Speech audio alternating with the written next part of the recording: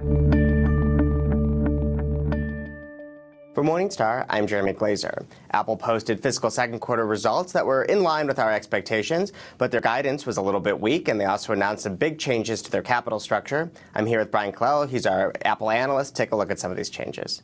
Brian, thanks for joining me. Thanks for having me. So let's start with those capital structure changes. They announced a pretty big increase to their stock buyback program and an increase to their dividend. What's your thinking behind these moves, and is the way they're going to execute it something you think is going to add value for shareholders? Sure. So they expanded the buyback. It was originally $10 billion. They upped it to $60 billion. They said it was the largest buyback plan in U.S. history. We probably believe that. They increased their dividend by 15%. And in between product cycles, because they launched a lot of new products in the December quarter and there hasn't been any new refreshes, I think the big issue on investors' minds has been capital allocation and how do they put that cash to use. The issue that Apple always has is they have $145 a share in cash. 99 of it is overseas, can't be used for dividends or buybacks until they bring it back to the U.S. and pay repatriation taxes, which is probably an extra 30% haircut you'd have to take. Instead, it looks like Apple will take on debt at probably really low rates, probably something like 3%, probably less, in order to bring more cash into the U.S. to fund dividends, to fund the buyback. So the $60 billion plan, I think it's a good move because we think the stock is cheap. We're encouraged that Apple thinks the stock is cheap, too. I think it's been received positively by investors thus far. I also think it adds flexibility. If you were to go the other way and expand the dividend, rightly or wrongly, there's probably a perception that if you're a high dividend payer that you can no longer innovate and you don't have good places for your cash. With the buyback, I think it gets rid of that perception, and it's also more flexible. If something were to come along in terms of a big acquisition target, that's not necessarily what Apple does, but if something were to come along, Apple has a little more flexibility with the buyback. And with the stock being as cheap as we think it is, we think it's a good use of capital. So let's take a look at the iPhone. That's one of the biggest drivers of the company still. Did we find out anything about kind of that mix of what kind of iPhones are selling? Before we were worried that, or you were worried that they were selling more of the lower-end iPhones versus the higher-end. Any color on that in the quarter? Sure. And just to start by going back to the forecast from January, which was obviously a disappointing forecast for the March quarter. It showed a sharp deceleration in iPhone sales. They sold 47.8 million in the December quarter. If you look back to the 4S launch a year prior, they sold 37 million in December. They followed up with 35 million in March, so almost no drop-off at all. So part of why the January quarter was so disappointing is now you have a much sharper fall-off from 47 down to 37. Results came in, I think, at 37.4 million units, so basically in line with our expectations.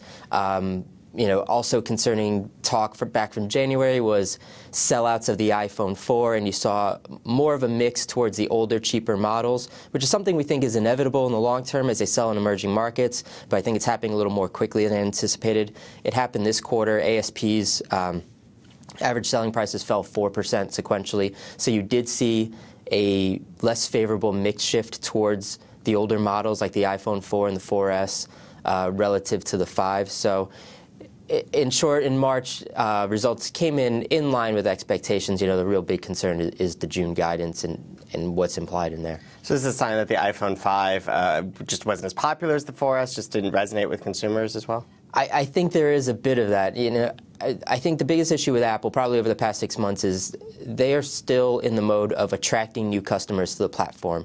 Obviously, they sell repeats to older 3GS and 4 customers, but the majority of smartphone buyers today, especially on the high end, we think are buying from previous owners of feature phones, of older BlackBerries, older Nokia models, older Droids, and so we think that's the target market. Those are the people that are buying phones today, and then internationally, in emerging markets, you have a lot of first-time smartphone buyers. So it's harder and harder to get those incremental new customers because it's either late adopters in developed markets or customers in emerging markets. They're a little more price sensitive, so we think that's why you're seeing the negative mix shift towards the older models in the near term. What did the iPhone guidance look like then for next quarter? Sure. Well, the guidance is probably the big negative, and I think the stock is down about 3% as we speak, and that was the big driver of that. Revenue of $34.5 billion in total. I think the street was looking for 39, so a big miss there. And We think that investors would have been willing to give that Apple a pass if a new iPhone is coming in the summer months. And we've looked at some data points. Some chip customers say that Apple is going through their transition earlier than last year, so we thought a summer one is on the way. Tim Cook clearly said on the call that it's coming in the fall, or exciting new products are coming in the fall in 2014. So that runs a bit contrary to what we've seen, and that was disappointing. If you looked at the after-hours trading, the stock was up 5% on the buyback news, came all the way back right after he made that announcement. So that's a clear negative. So that guidance, if there is no summer iPhone 5S, that is weak guidance. It implies something like probably 27 million iPhone units, something in that range, which would actually be almost no growth from the year-ago quarter. So again, another sharper than expected deceleration in iPhone sales from March to June. And part of it, I think goes back to your earlier question that maybe the iPhone 5 isn't resonating with as many customers as you would have expected. It's still doing well, but probably not as well as what we would have expected 6 months ago. So the guidance is a bit of a concern. We'll know more probably in a couple months. Again, if an iPhone is on the way, it's more understandable. If an iPhone doesn't come until late September, then this is pretty poor guidance. It shows no growth, and it is a bit of a concern. Again, struggling or becoming more difficult to attract first-time smartphone buyers. So the iPhone launch is delayed into the fall. What does that mean for Apple's competitive position? Are they going to be able to sell, much older iPhone 5s against things like this new Galaxy S4 from Samsung or the HTC One? Exactly. And so if you think about, again, the 4S launched in fall of 2011, the first new phone that came to Verizon, Sprint in the U.S. at AT&T, a lot of customers on 2-year contracts. So we think those customers will start to come up for renewal in the summer. And so if you get to July, August, September, these customers are going to be faced with either buying a 9-month-old iPhone 5 or waiting for the next model, or potentially buying one of those brand new, relatively newer, bigger screen Samsung Galaxy S4s or HTC Ones. So in our view, we think Apple has a narrow moat. We think there are switching costs around the iOS platform. All of the positive data points we hear about Apple and the iPhone relate to customer satisfaction, happiness with the ecosystem, more data usage, in general, just better customer loyalty to the iPhone relative to Android and everything else.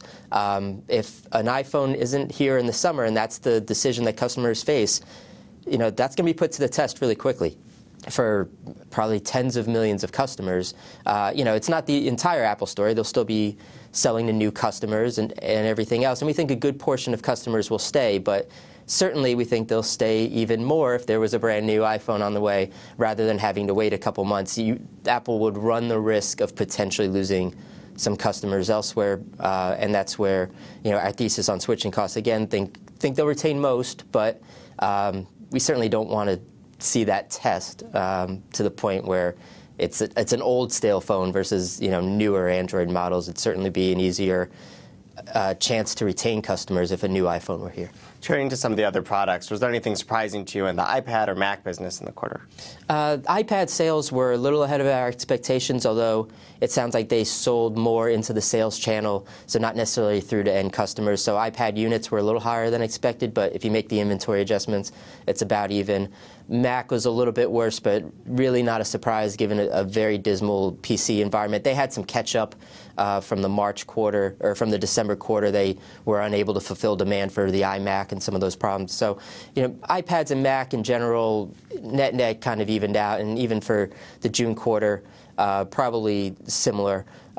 We did see a negative mix towards the iPad mini, again, less favorable ASPs, people buying the lower price product. We think that'll continue in June as well. We think that mix shift was maybe a little more than what Apple anticipated initially, but it's still a good move because we think people are buying these devices rather than Kindle Fires, rather than cheaper Android devices. So as long as they keep people within the Apple ecosystem, and especially if it drives more iPhone sales, so it's not going to be readily available, but if it keeps iPhone sales, honest and relatively strong in the long term, because people want the ecosystem and want to tie it back to their iPad, the Mini could be, we think it's still a long-term positive based on that. So with that mix towards lower selling prices, what does that mean for gross margins, and what are your expectations on where margins are going to go?